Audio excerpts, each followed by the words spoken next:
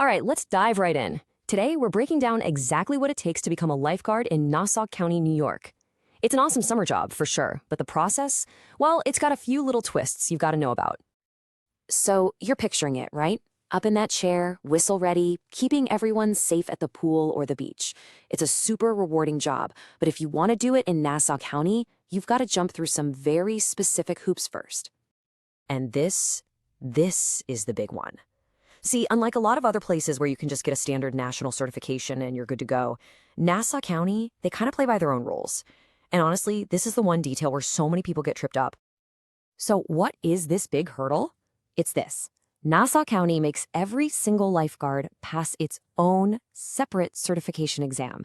And let me be clear, this is not optional. It is the only way you're getting hired to work at any pool or beach in the entire county. But here's where it gets a little tricky. You can't just walk up and say, hey, I want to take the test. Nope. You have to qualify for it first. And that means you have to already have a specific, pre-approved national certification before you can even think about applying. So, what's the magic key that unlocks the door to that county exam? Well, it all comes down to getting the right training and the right piece of paper before you do anything else. And that key is the American Aquatics and Safety Training Certification, or AST for short. You know, it's one of the very few that Nassau County's Department of Health gives the official thumbs up to. Without this card, your journey pretty much stops right here. So where do you get this thing? Well, there are training providers that specialize in this exact process. They know the Nassau County system inside and out, and honestly, going through them is pretty much the most direct pipeline to getting yourself qualified. Okay. Now that we know what you need to get started, let's map this whole thing out from start to finish. We're going to take what seems like a confusing process and turn it into a super clear, step-by-step roadmap you can just follow. Here's how it all breaks down. First things first, you have to enroll in a recognized training course and get that all-important AAST card.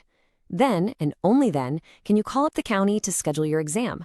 After that, it's about making sure you meet the H requirement, getting that application in, and paying the fee. The sequence is strict, but when you see it laid out like this, it makes perfect sense. Now let's zoom in on a few really important details you can't miss. For pool jobs, you have to be at least 15. Your application also needs a doctor's signature on it, a medical clearance. So don't leave that for the last minute. The exam itself costs $100. And look, we've even put the direct phone number you need to call to schedule your test right here. Okay. You've done the prep work. You've got your ASCOT card. You're all scheduled for what is basically the final boss, the Nassau County Lifeguard Exam. So let's break down exactly what you'll be facing. That way, there are absolutely no surprises. The exam is split into two main parts. You've got the physical performance test, which proves you've got the skills, and then a written test to prove you've got the knowledge. And you've got to pass both of them. One without the other just won't cut it.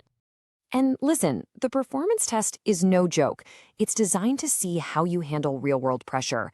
They're going to test everything: your speed in a timed swim, your endurance in a 200-yard swim, and critical skills like rescuing a victim and retrieving a 10-pound brick from the bottom of the deep end. This is where all that training really pays off.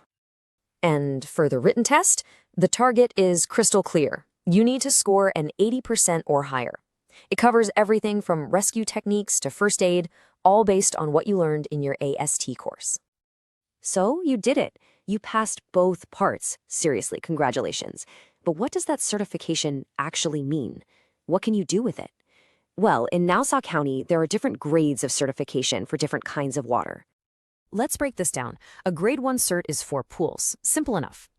Grade 2 lets you work at calm water beaches, like on the bay, but if you want to guard the ocean, you need that top-tier Grade 3 certification, and that requires taking an extra ocean rescue course. Now, getting certified is just the first step. Your main county certification is good for 3 years, which is great.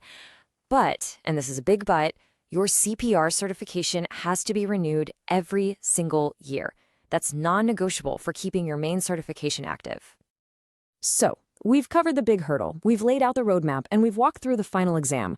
Really, the only thing left to do now is to take that very first step, and it all comes back to that one single starting point.